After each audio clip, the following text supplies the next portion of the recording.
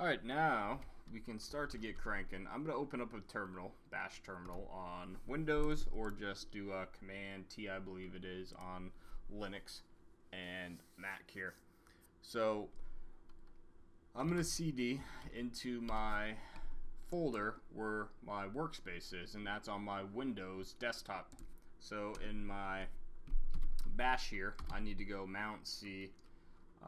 Should be users, my username, and then desktop. If you're on Mac, Linux, you should just be able to do that command. Alright, so now that I'm here, ls, yep, because that's just a desktop, I'm going to go into workspace.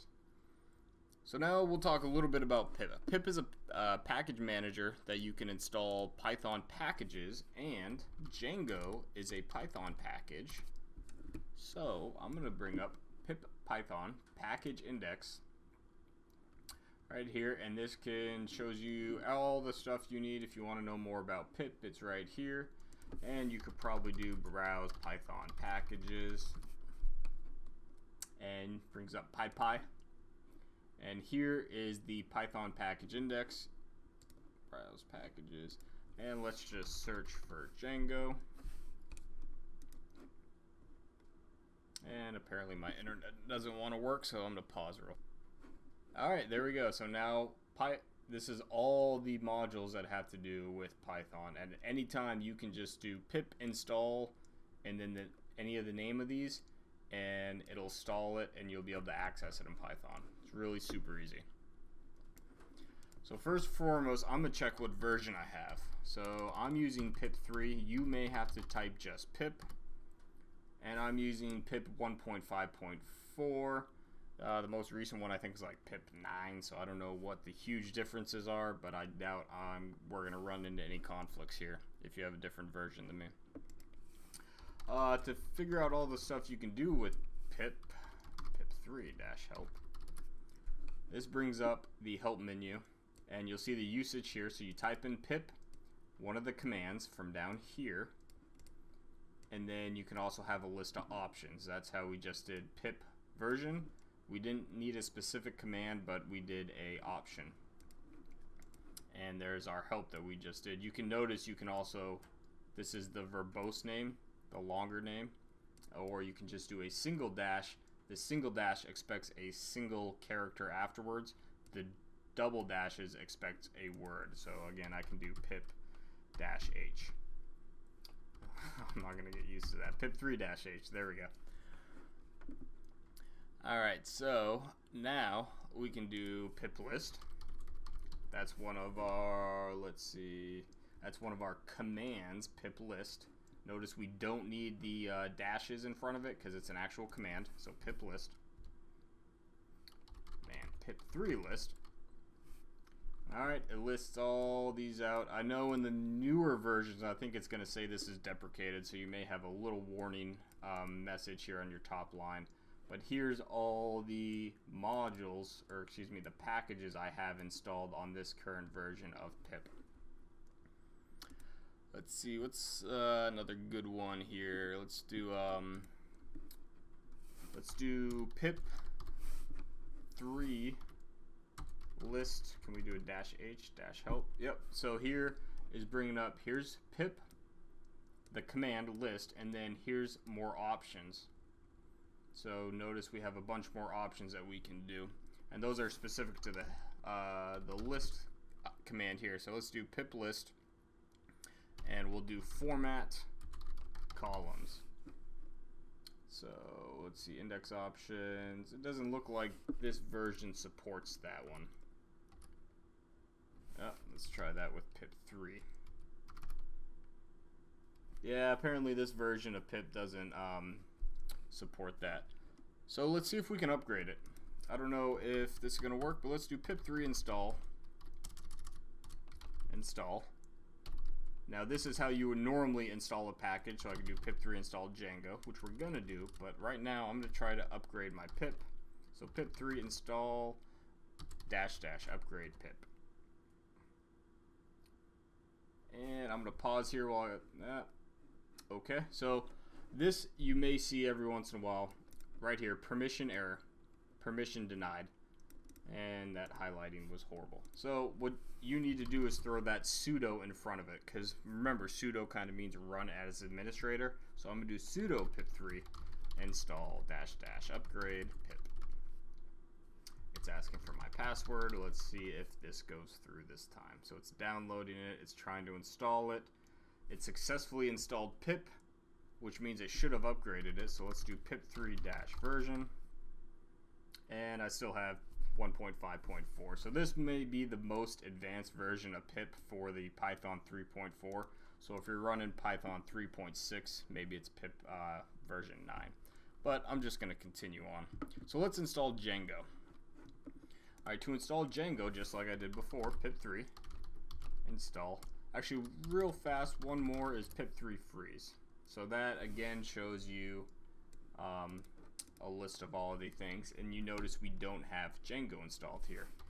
So if I do Python 3 to launch my Python interpreter and I try to import Django, even try capitals. Well, apparently that works. So apparently I do have Django installed somewhere, but you may not. So I'm going to do pip3 install Django. And I may get a permission error again because I didn't put the sudo in front of it, but we'll see what happens. I'm going to pause it and let this go through. Alright, so now I did get that permission error, so I did have to redo it with sudo right there, sudo pip3 install Django. But I installed Django. Now I should be able to do pip freeze. And there's Django, version 1.10.5. That's all you have to do to install Django. It's super easy. And if you want to know a little bit more information about Django, you can do, you can do pip3 show Django. And again, this should work with the name of any module, but it just shows a little bit of information about Django. Your format may look a little different here just based on your version of pip. So now we can start cranking with Django because we have it installed. So I'm going to cd into my Django directory. And just so you remember, this is where I'm at right now, but I'm not at it in this file explorer, I'm at it in my terminal. I can do ls, there's that directory, but I don't want to go into that directory yet. Because what you are going to do is you're going to start your own Django project right here. And the way we're going to do that is by typing Django admin, start project, no spaces between the two words, and the name of your project. We'll use my first project. So what that's going to do is notice it created a whole new directory. So let's cd into that directory and let's list out its contents. Well, it's got a manage.py, and then it's got another directory inside of it called my first project. We can see that in the file explorer. Here's Django, here's my first project. Click in there, there's that manage.py. It's a Python file, there's where the .py comes from. And the my first project app, you have these files, settings, URLs, WSGI. I'll cd into that, and you'll see those files right there.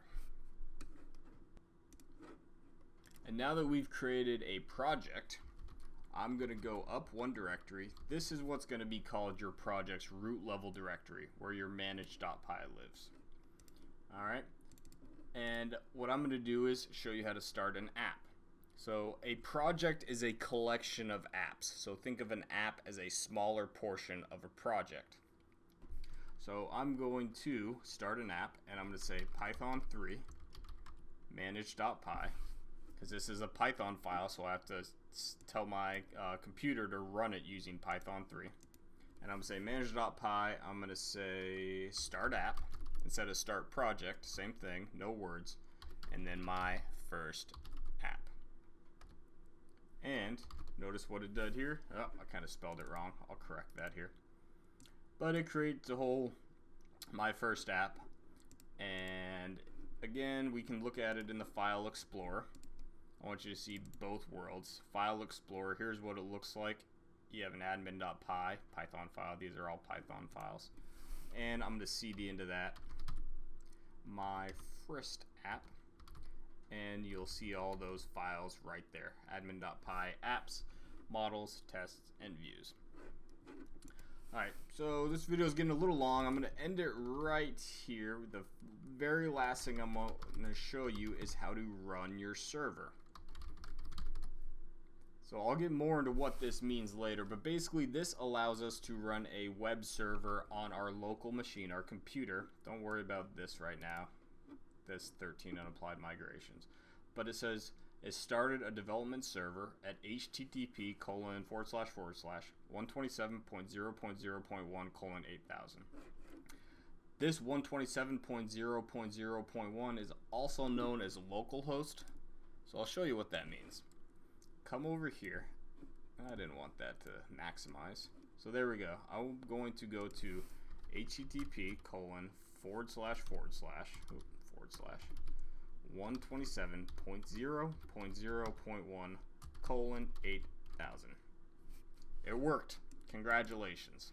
So there we go. We have our Django project running, and this is a way that we can view it in a web browser. Just remember, like I told you, this 127.0.0.1 can also simply be shortened to localhost. Same thing. Alright,